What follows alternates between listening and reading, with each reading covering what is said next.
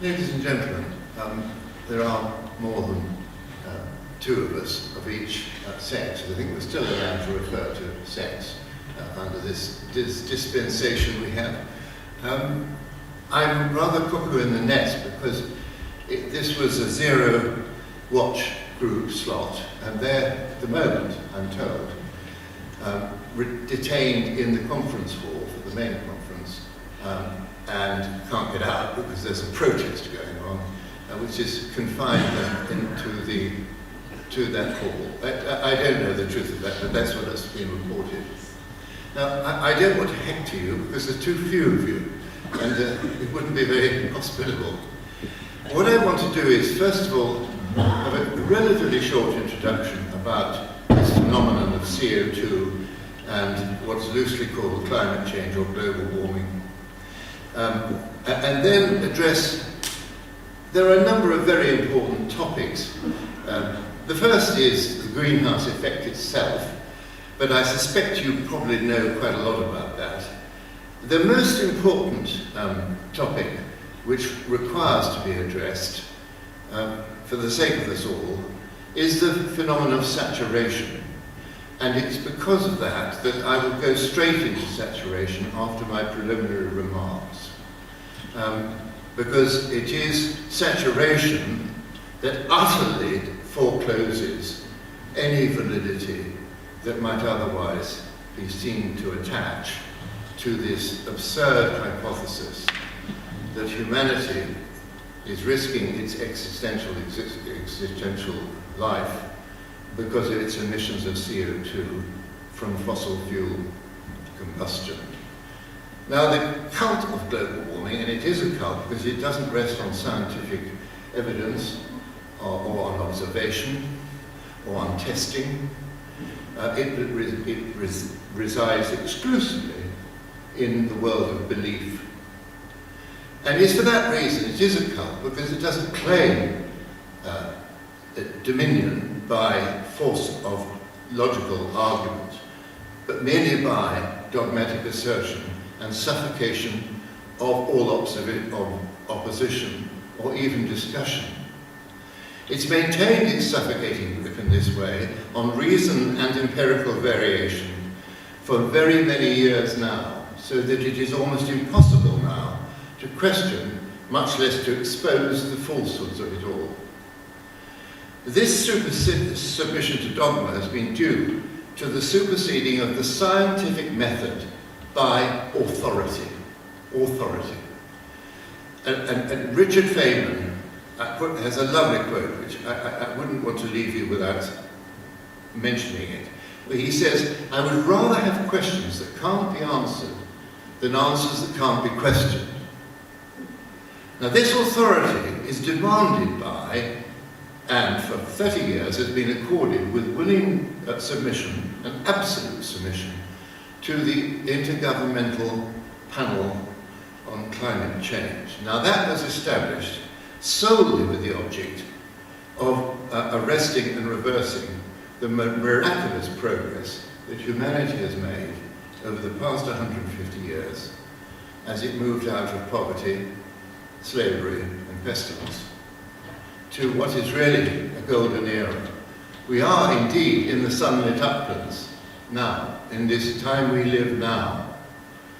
And it's up to us to defend it and expose those who falsely seek to undermine and destroy it. The intention was to displace national democratic control over the entire energy base that yielded these blessings and replace it with an overarching global authority which can't be brought to account and whose dictates could not be gainsaid. It was fundamentally an anti-capitalist and anti-democratic strategy. It was formulated in two ways. The political side of it was formulated by Maurice Strong, and he organized it very successfully, using his position as somebody just below the surface at the United Nations. He was an Under-Secretary General. And he he was the one who formed the United Nations Environmental Programme. That is the body that publishes the summary for policymakers. I expect you know this, but it's worth reciting. And it was essentially, that was the political arm. The scientific arm was provided by the Marxists at Stanford University, primarily Stephen Schneider. And I'll be talking about him in relation to saturation, the scandalous hypocrisy of that so-called professor needs to be exposed and discussed and known. We've reached, as it were, an awful cliche, the edge of the abyss. But mercifully, necessity has compelled us to withdraw. And there is an immediate and safe retreat afforded to us by the sick mind of the tyrant Putin. Because it's the Putin war that's re-established reality, not any rational examination of the topic or challenge to the hypothesis itself. But all that darkens and obstructs our way back to sanity, to prosperity, is the obsessive submission to this colossal falsehood, namely the demonizing of CO2. That is the colossal falsehood. Without that, the whole edifice of climate change theory collapses beyond recovery. Not even a brick would remain in place. It would be utterly destroyed because the whole of the theory depends on the notion that CO2, which does have some effect on temperature, and I'll go into that, is to blame for this life-threatening increase in temperature. The fact is that increasing CO2 by doubling it, and you will see I'll be talking about the diagrams, those diagrams in a moment, trebling it, quadrupling it, multiplying by 5, multiplying by 8, according to Schneider himself, multiplying by 10 will make no material difference to global temperature whatsoever. Whatsoever. At levels of less than half today, all further radiation from the Earth, the CO2 is incapable of absorbing any further radiation from the Earth above a certain level of density, round about 180, 200 parts per million. I'll be explaining that in my next few minutes. It can't absorb any more radiation. It is fully saturated. And that is an astounding fact. And it's not questioned by the scientists today, not even by the APCC.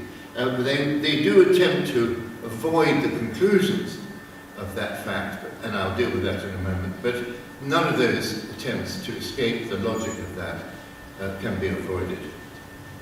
So those who splutter decarbonisation should be careful what they say.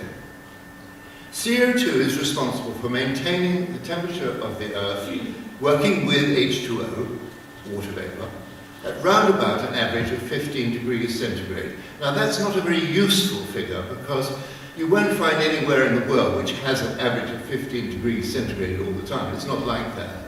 But it is an average for the purposes of considering the polar temperature and the equator temperature, and coming to some sort of conclusion about what might be considered average. And it's not questioned even by the fanatics or anybody else in the science world, as far as I'm aware.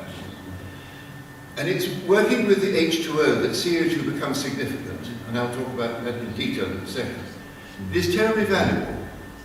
It has an immensely valuable part to play. It's 20% of the greenhouse effect. Then it is the progenitor of all the oxygen we breathe, simply through photosynthesis. It's because of its contribution to photosynthesis that we have the oxygen that keeps us alive and maintained. And then finally, from the CO2 in photosynthesis, forgive me, photosynthesis, is derived all the food that we eat, and that sustains the whole biosphere. Now, I'll just conclude with this comment. Those who splutter decarbonisation are seeking to inflict an appalling catastrophe on humanity, if, God forbid, they succeed. They are guaranteeing death by freezing, death by asphyxiation, and death by starvation, all concurrently. Other than that, it's a jolly good idea. It's as if these people have got hold of a new word, like children in the playground, and they bandy it about to demonstrate their commitment, to demonstrate their concern. It is utter insanity, in my judgment. I'll just conclude with this lovely quote from Rousseau, because we're talking about the education of children now. And it's children who are being indoctrinated with this hideous dogma. And my son, second son, is a very experienced psychoanalyst and psychiatrist. And he's read the other day, and he's actually treating someone who's desperately ill due to obsession with the likelihood that her children won't grow up to maturity because of the danger of existential global warming, threat of existential extermination due to global warming. This is what Rousseau said, it's lovely.